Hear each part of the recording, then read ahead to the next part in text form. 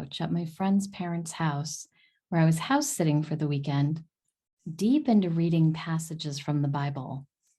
I was in Paul, reading about the crucifixion. Suddenly, I was there. One moment, I was mid-line reading. Then, I was standing on a cobblestone bridge, looking at Jesus and other hanging men on a hill over a crowd of loud people. How did I get here? You've entered into the world of alternate realities. Here, paradigms are shifted, minds are blown, and veils are lifted. Actual supernatural experiences are brought to life through storytelling by the people who experience them. Welcome to Adventures in Mysticism with Leah Grant, where the esoteric is explored and consciousness is expanded. Visit adventuresinmysticism.com to further your spiritual development through Leah's latest offerings. And now we continue with this episode's mystical adventure. Being raised Catholic, I wasn't encouraged to have a relationship with Jesus directly.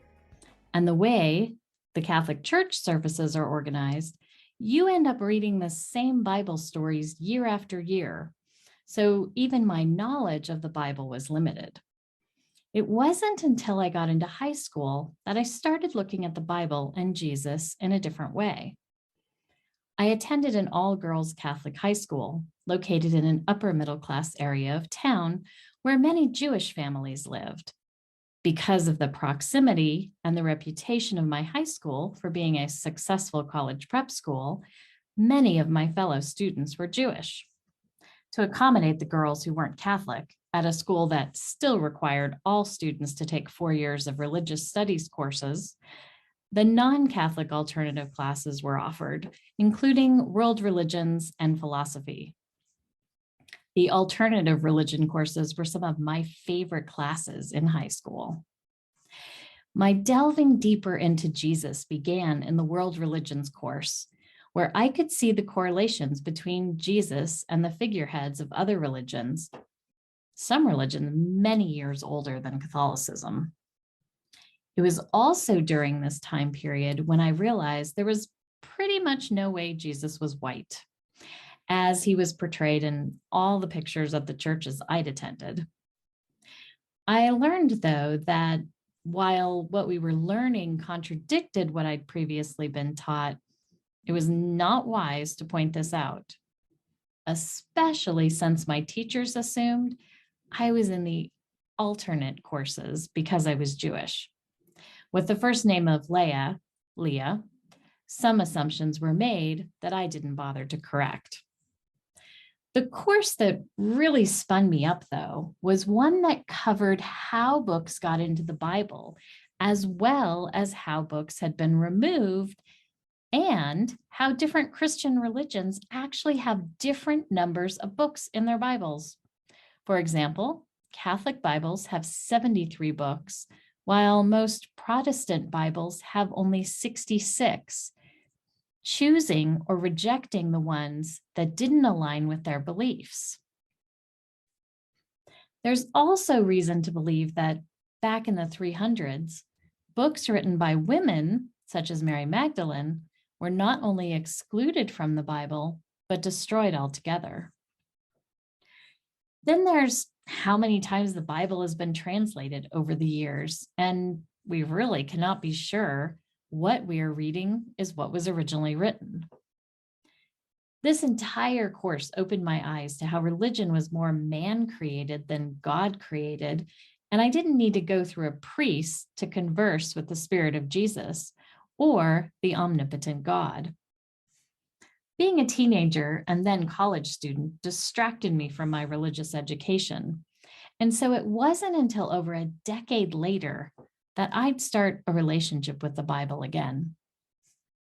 A spiritual teacher who was not Christian, actually, or associated with any particular denomination for that matter, would give us a Bible verse to say 3 times before going into an hour-long meditation. I could feel the energy of some of these verses, and asked him why he'd chosen them.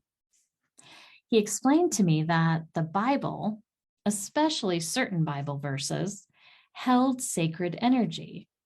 He encouraged me to fast and read the Bible on my fasting days. I complied. Nothing happened for quite a while. Not that I was actually expecting something to happen, but one weekend I was alone, house sitting for a friend's parents, and had no other plans. So I decided it would be a perfect weekend to fast and Bible read. That weekend, my fasting would be a day of green juice, a day of water fasting, and then a day of green juices.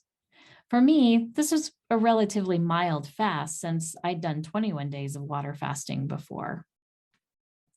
My way of reading the Bible would be to close my eyes and then just allow it to open wherever it wished and read from there. On this day, I found myself reading parts of the Bible I'd never seen or even heard about. As I was reading both Old and New Testament, I must say that some of the Old Testament stories were pretty gruesome, and I wasn't so sure about a God that would do or allow some of those things. I was still fairly naive back then and didn't have a full understanding of the balance of energies and how light and dark are all part of everything. So on day 2, I was sitting on the couch at my friend's parents' house, deep into reading passages from the Bible. I was reading from Paul about the crucifixion. Suddenly, I was there. One moment, I was on the couch. I was midline reading. Then I was standing on a cobblestone bridge, looking at Jesus and the other hanging men on the hill over a crowd of loud people. Jesus's disciple, Paul, was standing next to me, and Mary, Jesus's mother, was as well.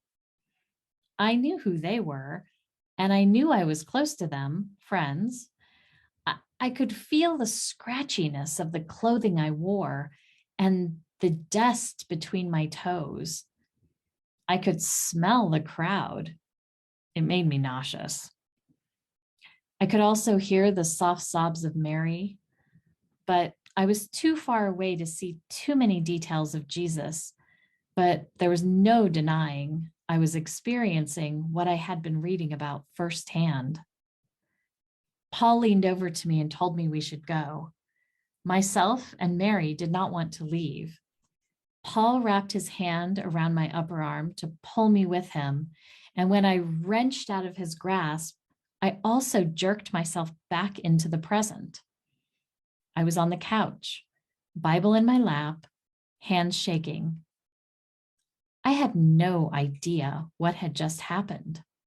It felt so real, almost more real than sitting on the couch did at that moment. The light was waning in the room. I lay down, closed my eyes, and tried to project myself back there. But all I could come up with was the visual of the interaction I'd just had. It played out like any other memory being recalled in my head. I didn't read the Bible anymore that weekend. I was afraid I might be sucked into that world again and may not be able to escape, even though I didn't even know if that was possible. The experience felt too crazy to say anything to anyone about it. And at the time, I didn't know the term lucid dreaming or astral travel or anything like that, which, thinking back now, one of those may have been what it was. Fast forward to several months later. My spiritual teacher had an event where he read a passage from the Bible, and then we all went over to one of the other students' houses for food and to hang out. I was in the bathroom at her house washing my hands when it happened again, only this time, in the alternate reality, it was nighttime. I was lying down with a man holding me. We were on a lumpy mattress that was hard and uncomfortable.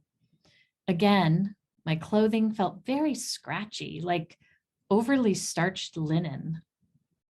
There was a very distinct smell. I had never smelled anything like it before. It was a mix of musty, musky, faintly fishy, salty air. The man pulled me closer and started to pull up the dress I wore. I felt my body respond positively, and I opened my eyes to look into his face, which was barely visible in the darkness. He had dark skin and a beard, deep, gentle brown eyes. The eyes were mesmerizing. He slightly smiled at me, and my heart rate increased. I was me and this woman simultaneously. I could feel what she was feeling, smell what she was smelling, know her thoughts, yet I also had my own. And that's when I started asking questions, and the answers were just there. Whose bed was I in? Jesus. Where was I? Capernaum. Where is that? Near Galilee. Was Jesus initiating relations with me? Yes. Who am I? Mary. Then Jesus slid his hand up my dress and was heading up my inner thigh, and I jumped. The jump brought me back into the bathroom, where I stood in front of the mirror with damp, shaky hands, just staring at myself. Even though I was among spiritual friends and my spiritual teacher, I still didn't dare share what I'd experienced. Not only did it feel crazy, I would have felt like some kind of a heretic to say that I was in bed with Jesus. And it would have felt egotistical to say that I was beaming into Mary Magdalene somehow, or whatever it was that was happening. That night, right before falling asleep, I again found myself on this other timeline, or on that other plane, or thrown back into the past. I really do not know what was happening. I felt like I was the same woman I had been before. It was daylight, and I sensed I was in the same village. I was wearing the same clothing and noticed again how scratchy it felt. I could smell the same smell, but this time it wasn't as strong. I'm guessing because I was outdoors. I had on weirdly made sandals and could feel little pebbles and dust rubbing my feet as I walked hand in hand with Jesus on a rough path. We talked easily as we walked, though I do not recall what about. We came to a fork in the road where one path led down to water, where women were doing wash. Jesus squeezed my hand before releasing it so I could continue on the path down to the water, and it seemed the other path led to town. Jesus continued on that path. I started down the hill to the water, and I felt my sandals slip on the pebbles, and the act of catching myself brought me back into my bedroom. I laid there wide awake, in shock again, and wondered what was happening to me. Since that night, I haven't ventured back into those times. I've had some other Jesus experiences, but they are really different than these, so I'll save those for another time. Thank you for tuning in. Next episode, I'll share my adventures of doing a 21-day silent meditation retreat in Costa Rica. Until then, remember that your spiritual journey is a supernatural adventure in and of itself.